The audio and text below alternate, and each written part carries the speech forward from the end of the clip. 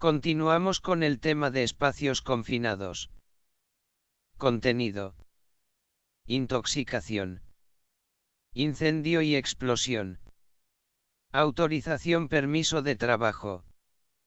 Procedimiento de trabajo. Recurso preventivo. Formación de los operarios. Intoxicación. En las actividades industriales se utilizan gran cantidad de agentes químicos que pueden resultar tóxicos para los seres humanos. Algunos de estos compuestos también pueden tener origen natural, ajeno totalmente a la producción o no, y afectar a instalaciones industriales y a sus ocupantes. La mera presencia en el ambiente de un agente tóxico no tiene por qué ser peligrosa para el ser humano. Cuando la cantidad de dicho compuesto en el ambiente sobrepasa una concentración dada, que es diferente para cada uno de los productos existentes, podrá producirse una intoxicación con las consiguientes consecuencias negativas para la salud del individuo expuesto al agente tóxico. Dicha intoxicación puede producirse cuando en la atmósfera de trabajo existe una concentración de cualquier sustancia, o de un conjunto de ellas, que superan sus correspondientes límites de exposición laboral. Como criterios de valoración higiénica en los ambientes de trabajo en el Estado español son de aplicación los valores límite ambientales, VLA, adoptados como límites de exposición profesional, LEP, por el Instituto Nacional de Seguridad e Higiene en el Trabajo, INST. Estos valores son del mismo tipo que los criterios técnicos tipo Threshold Limit Values definidos por la American Conference of Governmental Industrial Hygienists, ACHI, de Estados Unidos, así como de otros valores límite establecidos en diferentes países. Se consideran dos categorías de VLA. Valor límite ambiental exposición diaria. VLAED es el valor de referencia que representa las condiciones a las que se cree que la mayoría de los trabajadores pueden estar expuestos 8 horas diarias sin sufrir efectos adversos para su salud. Valor límite ambiental exposición corta. VLAE, que es el valor de referencia que no debe ser superado por ningún trabajador durante un periodo de 15 minutos a lo largo de la jornada laboral. Los VLA se establecen para agentes químicos específicos y no para mezclas. Sin embargo, cuando están presentes en el ambiente varios agentes que ejercen la misma acción sobre los mismos órganos o sistemas, es su efecto combinado el que tendrá que ser considerado.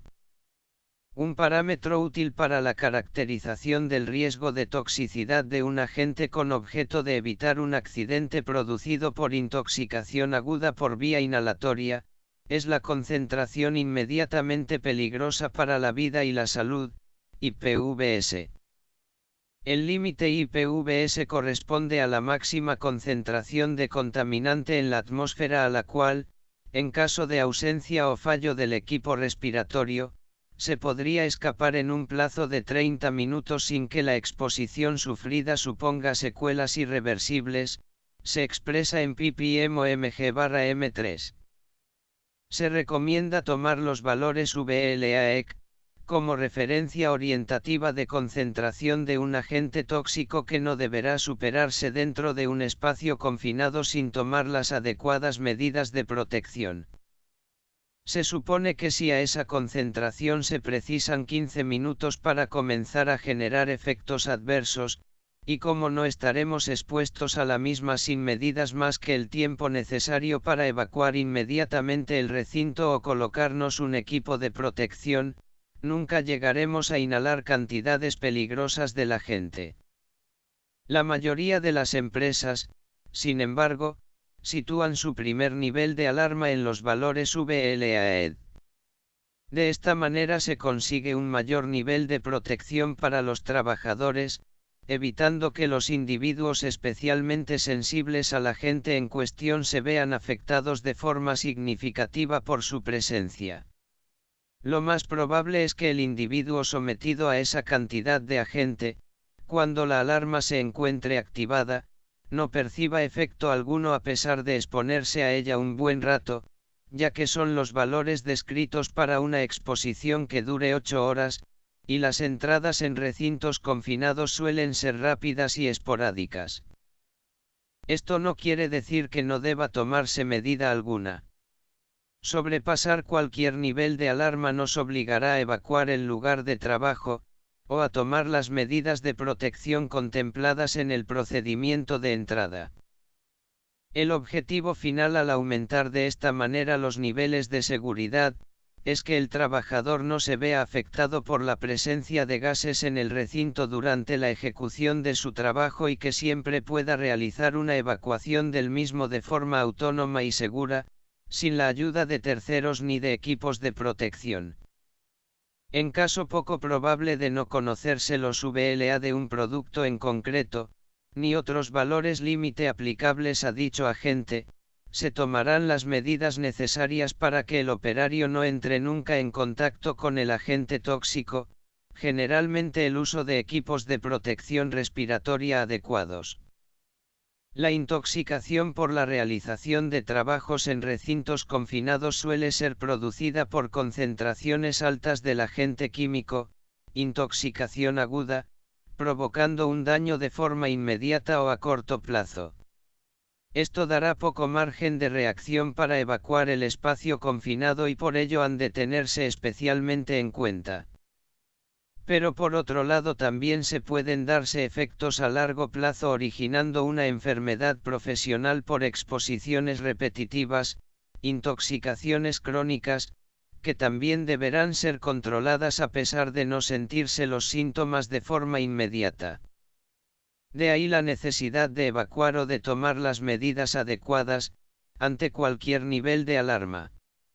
Estos valores vienen generalmente definidos en ppm, partes por millón, que es el número de moléculas del gas en cuestión presentes en una muestra por cada millón de moléculas de medio ambiente. Aunque existen otras formas de definirlos, por ciento, mg/m3, etc., cuando se trata de cantidades tan pequeñas se recurre a las ppm para indicarlas de manera fácilmente entendible. Los VLA de diferentes productos, al igual que los TLV, son diferentes debido a las variaciones en los niveles de toxicidad de cada uno de ellos. Mientras que en presencia de cloro nos basta con 0,5 ppm para alcanzar el VLA-EC, en el caso del monóxido de carbono necesitaremos 25 ppm para alcanzar el VLA-ED.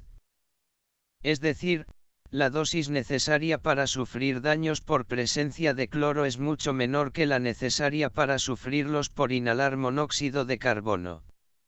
De manera coloquial podríamos decir, que el cloro es más venenoso que el CO. Existen tres formas de incorporar un tóxico al cuerpo humano: respiratoria, dérmica y digestiva. Cuando hablamos de atmósferas peligrosas y de valores ambientales que no debemos sobrepasar jamás, nos referimos a la primera de ellas. No por ello debemos menospreciar las otras dos, pero existe la ventaja de que son mucho más controlables que la respiratoria. La vía dérmica, es decir, la incorporación de un tóxico a través de la piel, solamente es posible con una pequeña cantidad de productos, ya que la capa externa de la piel humana es una barrera efectiva contra la mayoría de las sustancias químicas. Además, en las entradas a recintos confinados, es necesaria la utilización de ropa larga y guantes, que no dejen expuesta ninguna parte del cuerpo susceptible de entrar en contacto con las superficies del recinto. Si el espacio confinado contiene o ha contenido sustancias químicas capaces de producir intoxicaciones por vía dérmica que la ropa de trabajo no pueda impedir, habrá que prever la entrada provistos de los EPIs adecuados, ropa de protección química. La vía digestiva se produce por una inmersión en el producto o, en la gran mayoría de las ocasiones, por un incumplimiento por parte del intoxicado de las más básicas normas de higiene: comer, beber o fumar dentro del recinto sin haberse lavado las manos antes. Está totalmente desaconsejado realizar cualquiera de estas actividades dentro de un espacio confinado. La vía respiratoria es la más frecuente en las intoxicaciones ocurridas dentro de este tipo de recintos. Debido a la falta de barreras efectivas, el tóxico pasa rápidamente al torrente sanguíneo a través de los alvéolos pulmonares, ejerciendo sus efectos mucho más rápidamente que por las otras dos vías. La intoxicación por vía respiratoria puede deberse a la presencia en la atmósfera de gases, vapores o polvo fino en suspensión. En función de la forma en la que se presenta el contaminante, se elegirán unas protecciones u otras.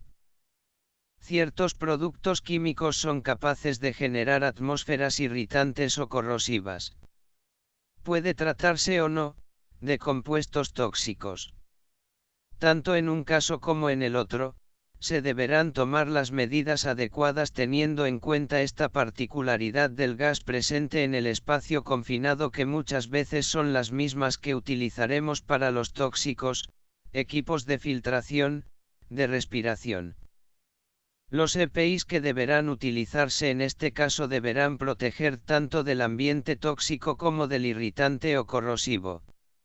Algunos productos tóxicos son fácilmente identificables debido a su olor, pero existen otros, que al no ser detectables olfativamente, no es posible conocer su presencia sin el equipamiento adecuado, medidores de gases tóxicos.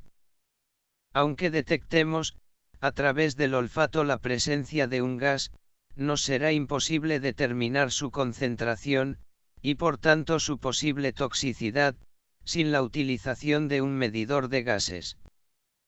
Por todo esto, es fundamental un buen estudio del espacio confinado antes de realizar la entrada, generalmente en el proceso de definición de los mismos, que permita conocer cuáles son las sustancias químicas presentes o susceptibles de encontrarse presentes en el interior del recinto, para determinar cuáles de ellas pueden resultar tóxicas y obligarán a tomar las medidas adecuadas.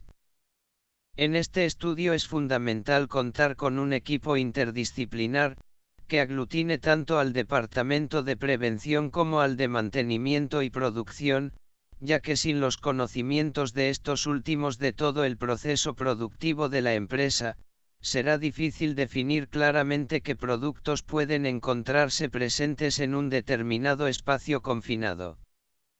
En el caso de ser un trabajo subcontratado, la empresa que realice los trabajos deberá contar con estos datos antes de acometer las labores encomendadas. El contratante deberá evidentemente proporcionarle todos los datos necesarios para planificar adecuadamente el trabajo. Hay que tener en cuenta que algunos recintos confinados pueden absorber las sustancias que han contenido, sobre todo si son porosos, cemento. Estos lugares podrán generar emanaciones tóxicas a pesar de haber sido limpiados, sobre todo cuando aumente la temperatura. Esta circunstancia habrá de tenerse en cuenta antes de realizar la entrada y actuar en consecuencia. Cuando la entrada se realice en lugares no industriales, como pueden ser edificios históricos cerrados largo tiempo, cuevas, etc., donde no existe certeza alguna de lo que puede encontrarse en su interior, habrá que realizar una valoración del lugar más extensa y tomar, si fuera necesario, las mayores precauciones, considerar que en todo momento puede haber presente un gas tóxico en el ambiente.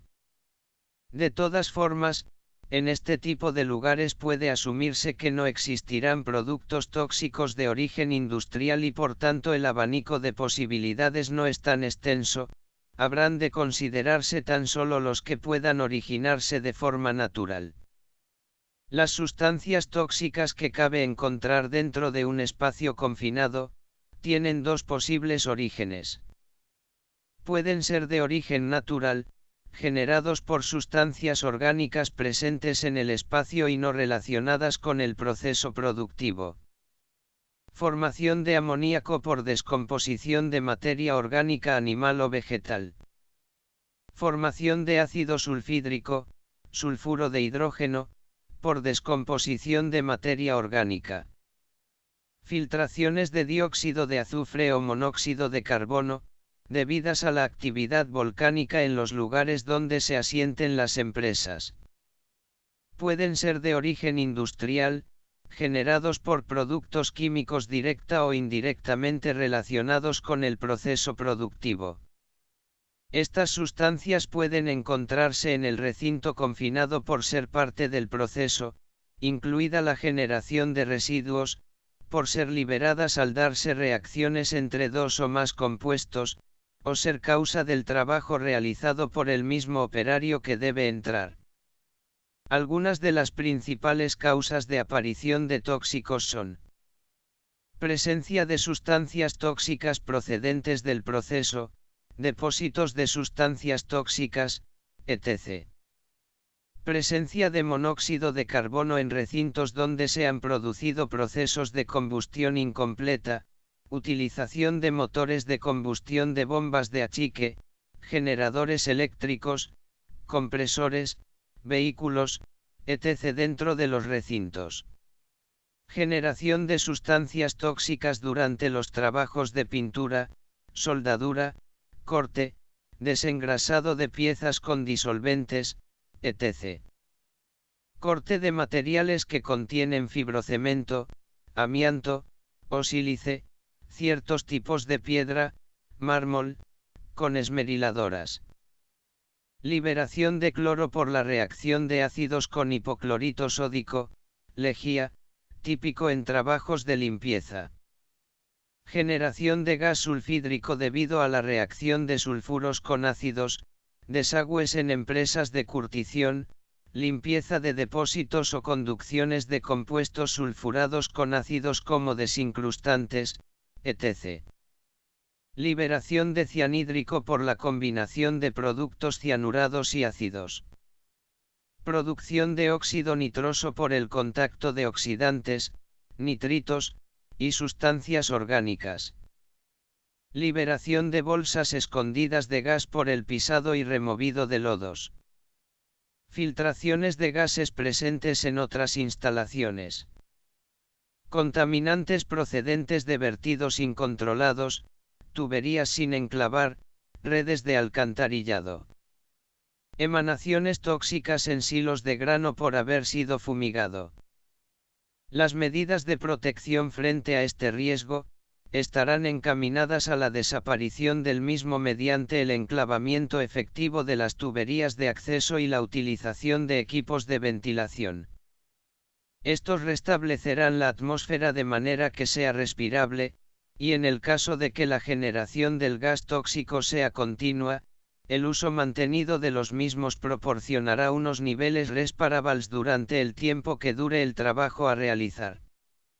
En los casos en los que no es posible una ventilación adecuada, o que la misma no pueda proporcionar las garantías suficientes, se recurre a los equipos de protección respiratoria, que proporcionarán una protección efectiva frente al agente tóxico.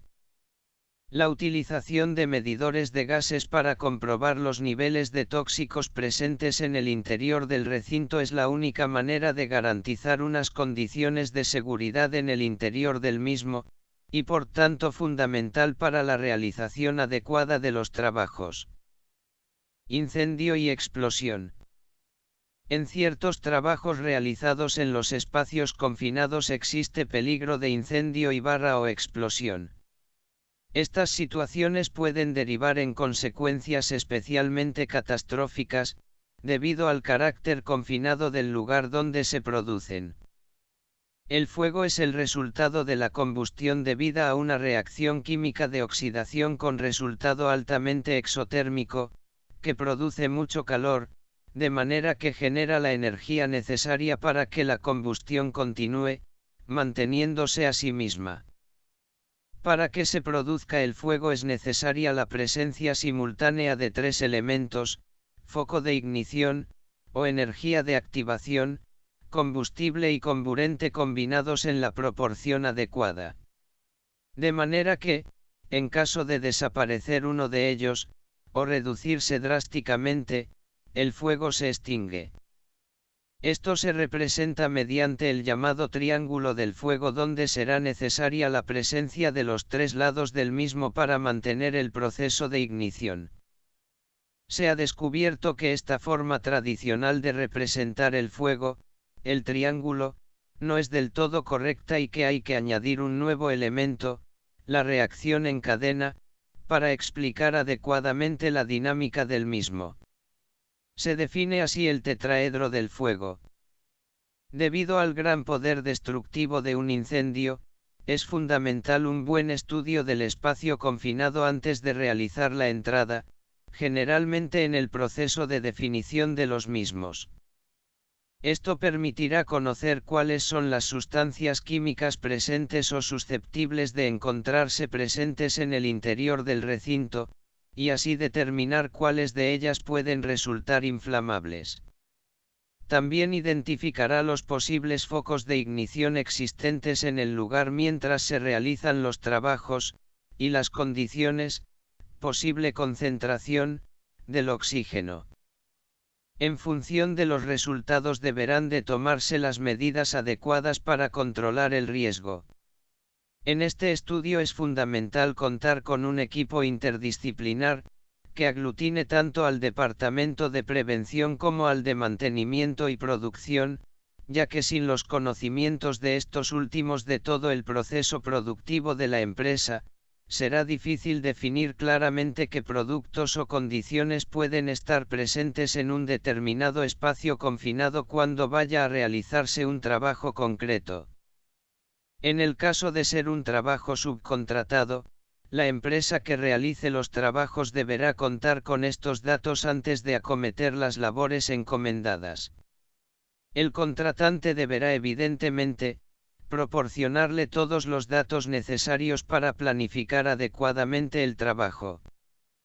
Tal y como se ha comentado anteriormente, para que se produzca un incendio dentro de un recinto confinado, deberán de encontrarse presentes los elementos que conforman el tetraedro del fuego. Debido a sus particularidades especiales, los recintos confinados pueden generar con extraordinaria facilidad atmósferas inflamables en su interior. Reacción en cadena. Para que haya fuego, ha de generarse suficiente calor, energía de activación, como para vaporizar parte del combustible, que puede ser sólido o líquido, e inflamar el vapor que se mezcla con el oxígeno. Para que la combustión se mantenga, el fuego generado debe a su vez generar suficiente calor para vaporizar más combustible, que vuelva a mezclarse con el oxígeno y se inflame, generando más calor, y repitiendo el proceso. Es este fenómeno, el que se conoce como reacción en cadena, y de allí su nombre. Es decir, que este concepto no solo nos da una más precisa imagen de la física del fuego, sino también, como dijimos, introduce la naturaleza química del fuego, pues son justamente esos vapores que se desprenden del líquido o del sólido combustibles, los que contienen los elementos químicos que reaccionan con el oxígeno oxidándose. Comburente. Además del oxígeno, el comburente más común sin duda alguna, pueden ser comburentes, los peróxidos orgánicos, las sales de oxácidos, nitrato de potasio, clorato potásico, el cloro, ozono, halógenos ácidos, nítrico y sulfúrico, óxidos metálicos pesados, nitratos, cloratos, percloratos, clormatos, dicromatos, permanganatos, etc. etc. Habrá que tener un especial cuidado en los recintos confinados que contengan o hayan contenido este tipo de compuestos. Foco de ignición. El foco de ignición aporta la energía necesaria para que se inicie la combustión. Su origen puede ser eléctrico. Cortocircuitos. Utilización de equipos no antideflagrantes, iluminación, herramienta. Arcos eléctricos, equipos de soldadura. Cargas estáticas entre instalaciones, trasvases de líquidos o polvos. Cargas estáticas entre los operarios y las instalaciones. Descargas eléctricas atmosféricas, rayos. Térmico. Radiación solar. Procesos altamente exotérmicos, soldadura, oxicorte. Superficies calientes escasamente aisladas, inexistencia o destrucción del aislante. Pequeñas combustions, mecheros, cerillas. Altas temperaturas dentro de los recintos confinados. Químicos. Reacciones exotérmicas, reacciones ácido-base, diluciones de ácidos y bases. Sustancias reactivas, peróxidos, metales ligeros como NaOH frente al agua. Sustancias autooxidables, éteres en presencia de luz y oxígeno. Mecánicos. Fricciones mecánicas, falta de mantenimiento, avería. Chispas mecánicas, golpeos de metales. Utilización de herramientas sin calificación ATEX. Combustible. Los combustibles que pueden dar origen a una atmósfera explosiva se pueden presentar en forma gaseosa, de polvo finamente dividido o de líquidos pulverizados. Para que en una atmósfera en la que se encuentra un combustible, se dé una inflamación, este deberá encontrarse en una concentración mínima. Por debajo de ella no habrá cantidad suficiente de combustible para que se dé la reacción. Habitualmente se mide en % y se conoce como límite inferior de inflamabilidad o LII, en inglés LEL de Low Explosion Limit. Los detectores de inflamabilidad dan su medición en función de este dato. A medida que la concentración del combustible va creciendo, se acercará a un punto en el cual la cantidad del mismo en la atmósfera es tan alto que no se dará inflamación de la mezcla. Se trata del límite superior de inflamabilidad o LSI, en inglés HEL de Explosion Limit. Es decir, la inflamación de una mezcla de combustible en una atmósfera, se dará tan solo cuando la concentración del mismo se encuentre entre estos dos valores. Es lo que se llama, rango de inflamabilidad. La presencia de combustible en el interior del espacio confinado puede tener tres posibles orígenes. Causas naturales. Descomposición de materia orgánica con desprendimiento de sustancias inflamables, metano y ácido sulfúrico. Emanaciones de metano procedentes del terreno, vertederos, fosos sépticos, lodazales, turberas, pantanos. El trabajo realizado.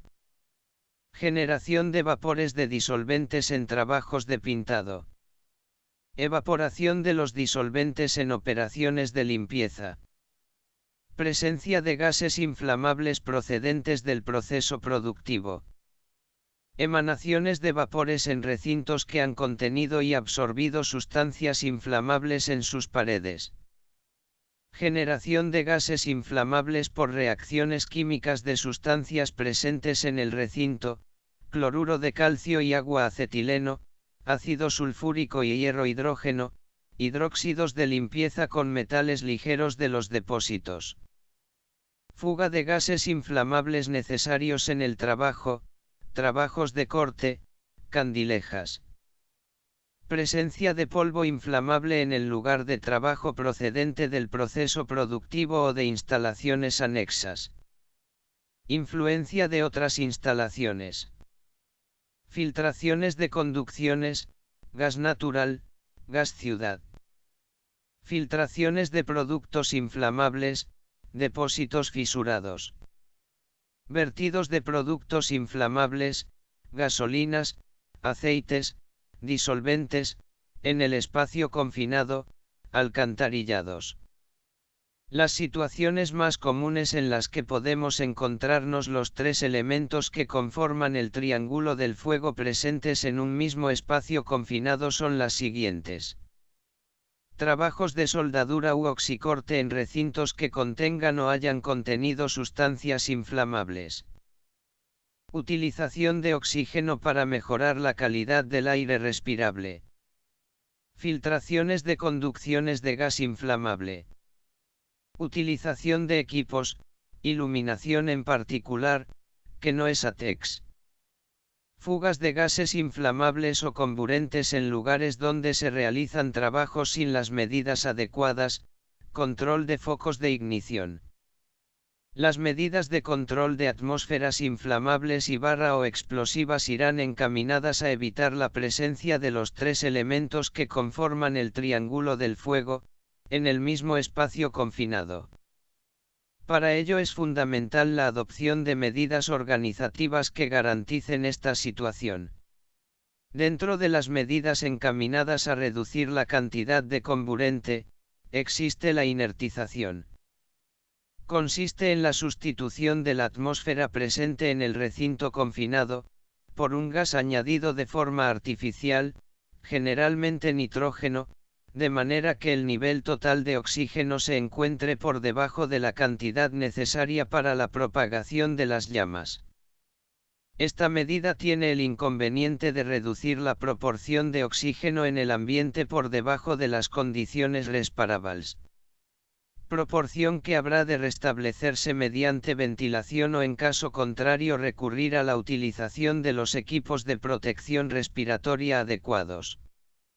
Las medidas encaminadas a evitar la aparición de focos de ignición, suelen ser la utilización de equipos ATEX por parte de los trabajadores, calzado conductor, ropa antiestática, otros EPIs, herramientas manuales, herramientas mecánicas, instalaciones eléctricas, otro tipo de instalaciones. Por otro lado debemos tener en cuenta las puestas a tierra para evitar descargas estáticas, una política de mantenimiento preventivo adecuada, control de los procesos que generen altos niveles térmicos, trabajos en caliente, y todo ello con un alto nivel de conocimiento y control de las circunstancias que puedan darse dentro del recinto durante la ejecución de los trabajos. A la hora de controlar la presencia de sustancias inflamables, es fundamental la utilización de medidores de inflamabilidad o exposímetros. Una planificación adecuada del trabajo permitirá en ciertos casos, la sustitución de sustancias inflamables por otras que no lo son, pinturas al disolvente sustituidas por otras al agua, otras medidas de protección frente a este riesgo, van encaminadas a la desaparición del mismo mediante la utilización de equipos de ventilación.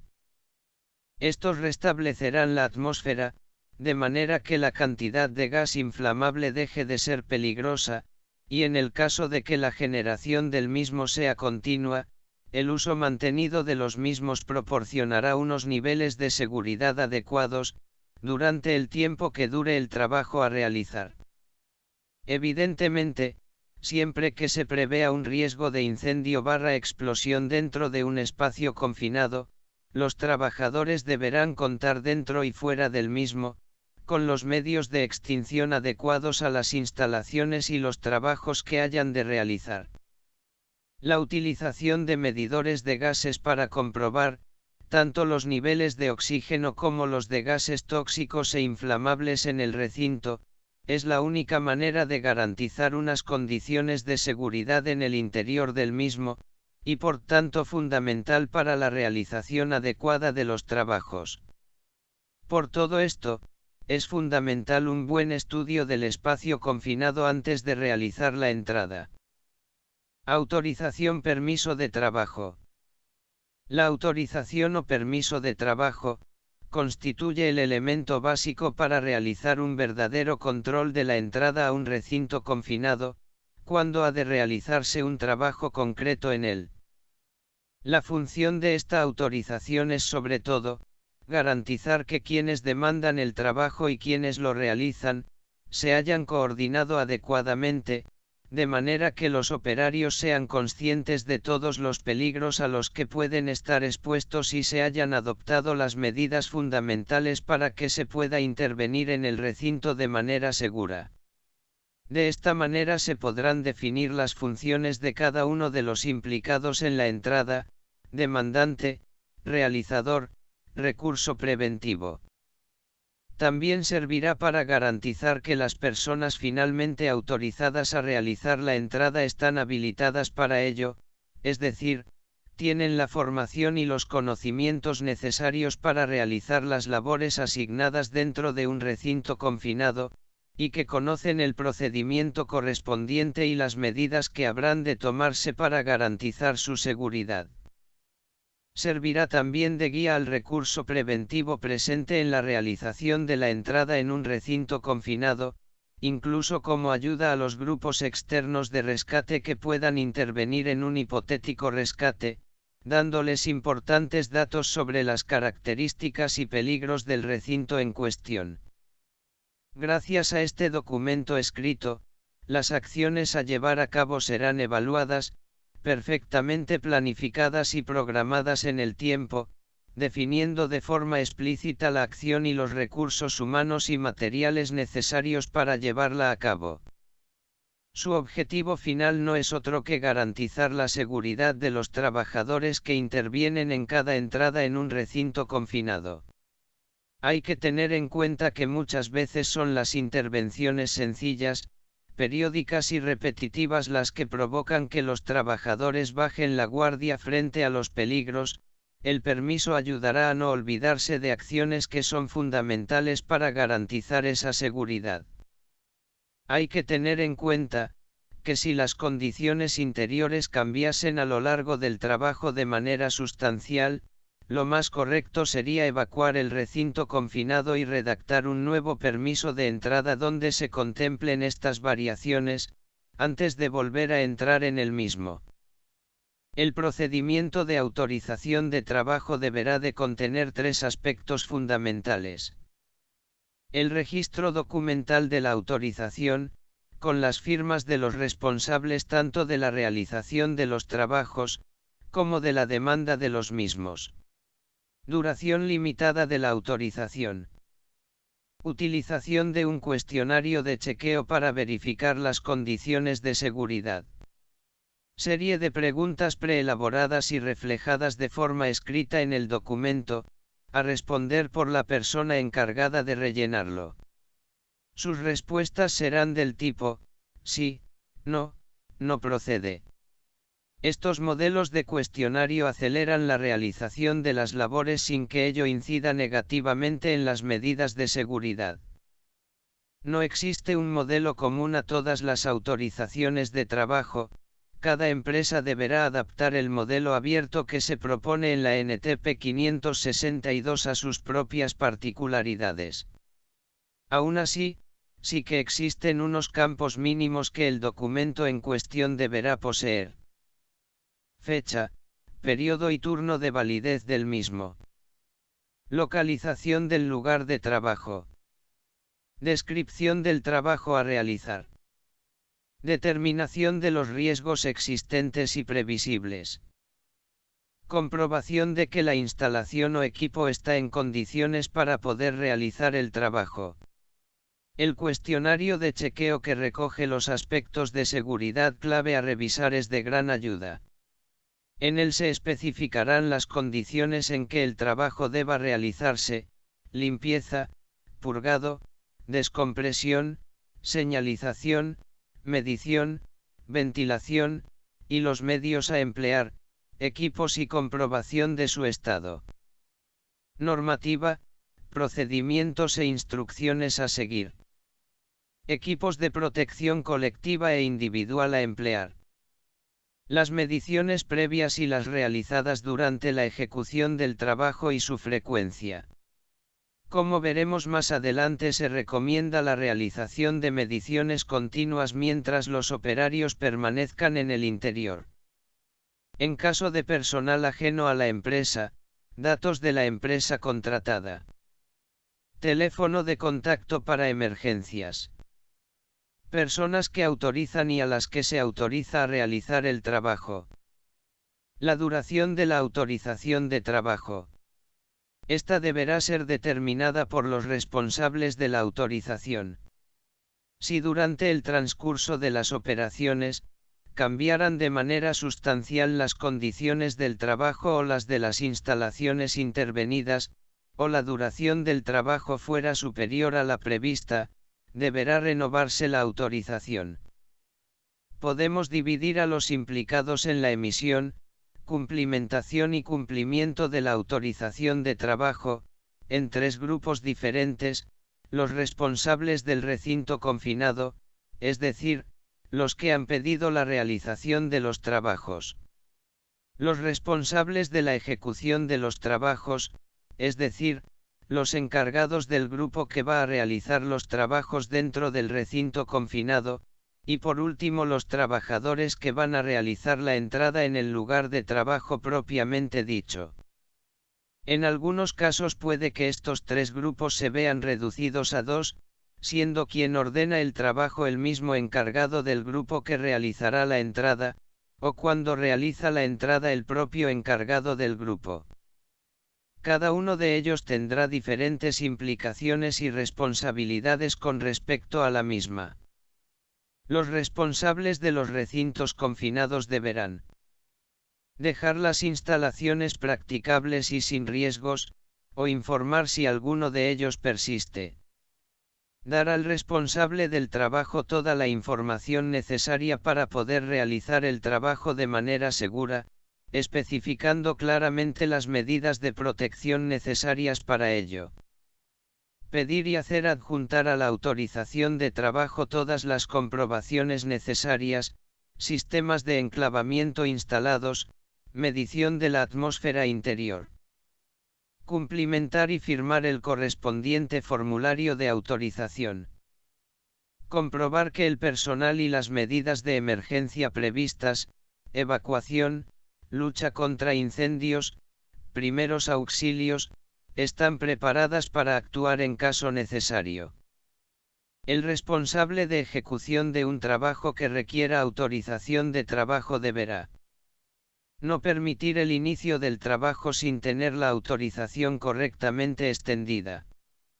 Inspeccionar personalmente el lugar de trabajo, el equipo de seguridad necesario y asegurarse de que están tomadas todas las medidas de seguridad necesarias, incluidas las mediciones atmosféricas previas.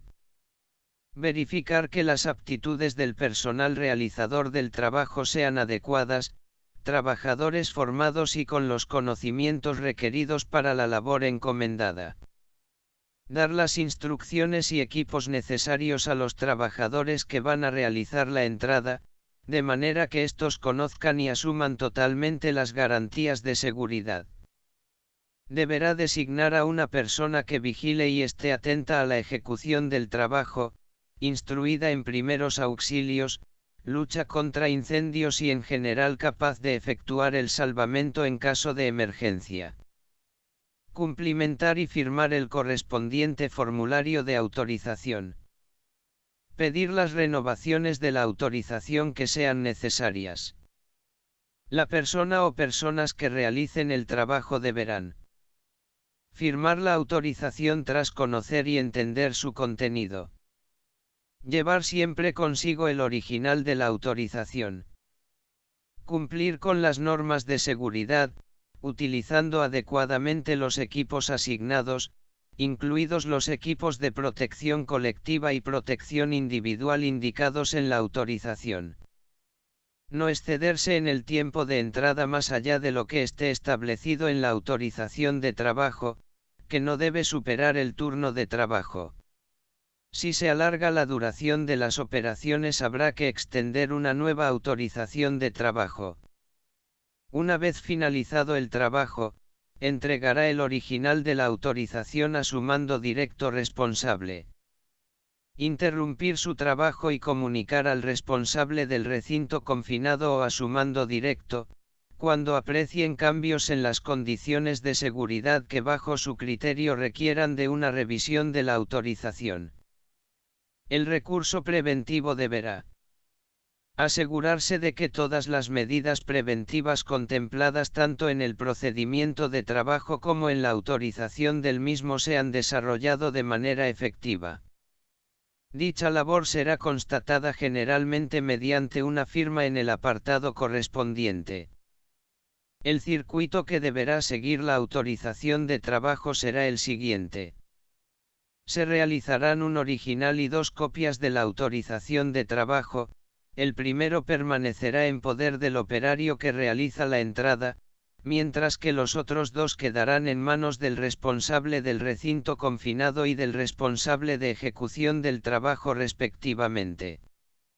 Al finalizar la intervención dentro del espacio confinado, el trabajador que haya realizado la entrada, entregará el original a su superior, que a su vez lo hará llegar al responsable del recinto confinado para que tenga conocimiento de la finalización de los trabajos y proceda a su archivo. La autorización de entrada deberá ser complementada con procedimientos de trabajo, en los que se regulen las actuaciones a seguir por el personal durante la ejecución de trabajos en el interior de los recintos confinados. Este procedimiento de trabajo podrá incorporarse al documento de autorización de trabajo como una instrucción complementaria, o ser una normativa de trabajo independiente y preestablecida en la empresa, sobre todo en los casos de trabajos realizados con cierta periodicidad, limpiezas, mantenimientos, mediciones. Cuando se realiza un trabajo en un recinto confinado, y por ello se extiende una autorización de trabajo, esta se convierte en instrucción principal y hasta su cancelación y archivo, es preferente a cualquier otra instrucción existente. De esta manera se evitarán confusiones o ambigüedades de cualquier tipo. Procedimiento de trabajo.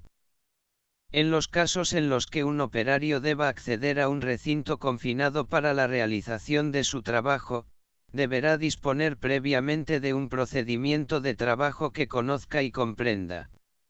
Este será redactado por el Departamento de Prevención de su empresa, generalmente apoyado en una comisión interdisciplinar donde se encuentren representados diferentes departamentos, producción, mantenimiento, de manera que puedan tenerse en cuenta todas las particularidades de estos lugares.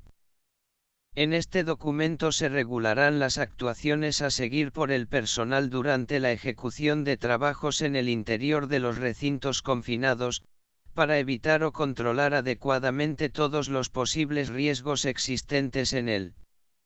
Constituirá de alguna manera una guía para los operarios, donde deberán consultar en caso de dudas.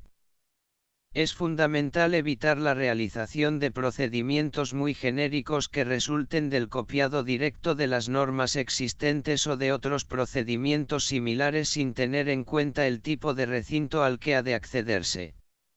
Al tratarse de lugares con características tan particulares, un documento generalista no suele ser adecuado. Es aconsejable que se redacte un procedimiento para cada recinto confinado, o cuando menos, uno para cada tipo de recinto confinado al que se deba acceder. Teniendo en cuenta que se trata de un documento dirigido a los trabajadores y para una aplicación directa en el lugar de trabajo, el documento deberá ser lo más claro y gráfico posible, esquemático y adecuado a las particularidades de la empresa. Los pasos lógicos para la redacción de dicho procedimiento serán: 1. Formación del grupo de trabajo interdisciplinar. 2. Recogida de información previa. 3. Identificación y evaluación de los riesgos. 4. Planificación de las medidas de prevención y de emergencia. 5. Redacción del documento. 6. Aprobación del mismo. 7. Formación e información de los trabajadores. 8. Implantación. 9. Comprobación y seguimiento del procedimiento de trabajo. El documento en cuestión deberá contener como mínimo las siguientes cuestiones: riesgos presentes en los recintos confinados. Trabajos a realizar. Medidas de prevención y protección. Registros que hay que cumplimentar para evidenciar que se han cumplido dichas medidas. Medios de acceso al recinto, escaleras, plataformas, medios de suspensión. Medidas preventivas a adoptar durante la permanencia en el interior, ventilación, control continuado de la atmósfera. Equipos de protección individual a emplear, arnés, sistemas anticaídas, equipos de protección respiratoria. Equipos de trabajo a utilizar, material eléctrico y sistema de iluminación adecuado y protegido. Vigilancia y control de la operación desde el exterior. Correcta realización de las tareas en el interior y en el exterior. Cualificación requerida a las personas implicadas. Medios necesarios para realizar la intervención. Establecer claramente en qué casos se acometerá el rescate de accidentados por el personal de vigilancia y en cuáles se recurrirá al auxilio de equipos especializados. Planificación de las medidas de emergencia en caso de accidente. Este procedimiento de trabajo podrá incorporarse al documento de autorización o permiso de trabajo como una instrucción complementaria, o ser una norma de trabajo independiente y preestablecida en la empresa incorporada a la evaluación de riesgos general. Recurso preventivo. El recurso preventivo es una o varias personas designadas o asignadas por la empresa, con formación y capacidad adecuada, que dispone de los medios y recursos necesarios, y son suficientes en número para vigilar el cumplimiento de las actividades preventivas que así lo requieran. Existen una serie de circunstancias en las que el requerimiento de esta figura es obligatorio, entre ellas se encuentran los trabajos en recintos confinados. Luego, cada vez que se realice una entrada en el interior de un recinto confinado, esta deberá ser vigilada al menos por un recurso preventivo. No hay que confundir, sin embargo, la vigilancia que ha de ejercer el recurso preventivo con la del vigilante que se sitúa en el exterior del recinto confinado. El primero debe controlar que se aplican adecuadamente todas las medidas preventivas que se han dispuesto tanto en el procedimiento de trabajo como en la autorización de trabajo. El segundo debe asegurar la posibilidad de rescate en caso de incidente. Aunque bien es verdad que, en la mayoría de los casos, las dos figuras se funden en una sola y es el recurso preventivo quien realiza la vigilancia en caso de emergencia. Esto es así porque estas dos labores pueden llevarse a cabo a la vez, sin que una impida la realización de la otra. El recurso preventivo deberá realizar su trabajo desde una zona segura, por lo que no suele admitirse su entrada en el interior del recinto confinado. Podrán ejercer de recurso preventivo trabajadores designados de la empresa, miembros del servicio de prevención propio de la empresa, miembros del servicio o servicios de prevención ajenos concertados por la empresa, trabajadores asignados. Para poder ejercer de recurso preventivo se deberá contar al menos con la formación preventiva correspondiente, como mínimo, a las funciones de nivel básico. Para determinar la eficacia o adecuación de las medidas preventivas no es suficiente con esta formación, por lo que será necesaria la designación de un trabajador con formación de nivel intermedio o superior, o bien con una formación complementaria y añadida a la de nivel básico y específica de los recintos confinados. Formación de los operarios. Tal y como se ha comentado en el apartado correspondiente a las autorizaciones de trabajo, una de las funciones principales de estas, es asegurarnos de que tan solo personal adecuado realice entradas en recintos confinados. Una de las razones reales del alto número de accidentes que se producen en estos lugares de trabajo es precisamente la falta de adecuación y formación de los trabajadores que realizan las intervenciones. Desde el momento que se realiza una autorización de trabajo, la identidad de los trabajadores que han de entrar en el recinto confinado es conocida, por lo que habrá que asegurarse de que cumplen las condiciones físicas, mentales y de formación mínimas para realizar dicha operación.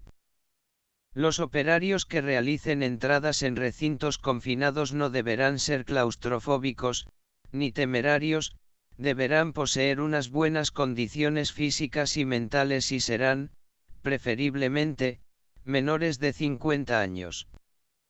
Estas condiciones serán analizadas mediante protocolos específicos de vigilancia de la salud a los que serán sometidos los trabajadores y cuyo objetivo será detectar posibles patologías contraindicadas para este tipo de recintos, aspectos físicos como mareos, claustrofobia, vértigo, epilepsia, y psicológicos como dificultad de comprensión, sentido común poco desarrollado, capacidad lenta de reacción, o estados biológicos incompatibles con la permanencia en este tipo de recintos como embarazos. Limitaciones que deberían quedar recogidas en la evaluación de riesgos. Los trabajadores que intervengan en recintos confinados, deberán ser formados en las labores que van a realizar, de manera que sus conocimientos con respecto a los mismos sean suficientes como para poder evitar cualquier posible accidente relacionado con la entrada en estos lugares. La formación deberá constar de una parte teórica y de otra práctica realizada en escenarios reales o en instalaciones simuladas que recojan las condiciones reales de un recinto confinado. Los aspectos mínimos que habrá de contener dicha formación son los siguientes.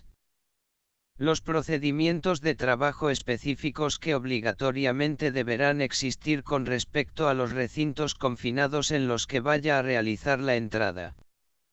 Riesgos relacionados con las intervenciones en espacios confinados, en especial los riesgos atmosféricos y microbiológicos, y las precauciones y medidas de prevención a tomar en cada uno de ellos. Realización de mediciones atmosféricas y utilización adecuada de los equipos correspondientes. Procedimientos y técnicas de rescate y evacuación de víctimas. Modos de petición de auxilio. Primeros auxilios, con un reciclaje periódico. Manejo y utilización de equipos de salvamento. Manejo y utilización protección respiratoria. Sistemas y directrices de comunicación entre el interior y el exterior, con instrucciones detalladas sobre su utilización y los códigos pertinentes si es que existiesen. Extinción de incendios, tipos adecuados de equipos y técnicas de extinción. En caso de que se presenten riesgos microbiológicos, peligros, precauciones necesarias frente a los mismos y medidas en caso de contaminación. En caso de que el recinto confinado sea considerado como un área con atmósferas potencialmente explosivas, formación sobre protección en dichas condiciones, ATEX. Técnicas de trabajos en altura, si se pueden dar estas circunstancias en los recintos confinados en los que deban introducirse. Utilización correcta y mantenimiento adecuado de los diferentes equipos de protección individual que hayan de utilizarse en las intervenciones en recintos confinados, equipos anticaídas, protección respiratoria, protección craneal. Ventilación de recintos confinados, técnicas adecuadas y uso de los equipos correspondientes. Enclavamiento de instalaciones y equipos. Cumplimentación y registro de autorizaciones de trabajo. El empresario deberá proporcionar a los operarios la información necesaria, sobre cada uno de los recintos confinados en los que haya de trabajarse. Información de los peligros presentes en el espacio confinado en el que vaya a realizarse la entrada y las medidas que han de contemplarse. Información sobre los agentes químicos peligrosos susceptibles de encontrarse presentes en el lugar de trabajo, fichas de datos de seguridad, denominación, riesgos, valores límite de exposición, y las medidas adecuadas para protegerse de los mismos.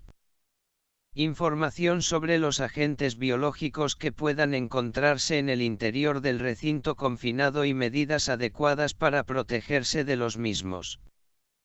cualquier otro dato o circunstancia que pueda resultar relevante para la correcta realización de los trabajos. Además de una formación básica adecuada, tal y como se ha detallado, será fundamental un reciclaje periódico de la misma, que comprenda la realización de prácticas y simulaciones de las situaciones de emergencia y rescate.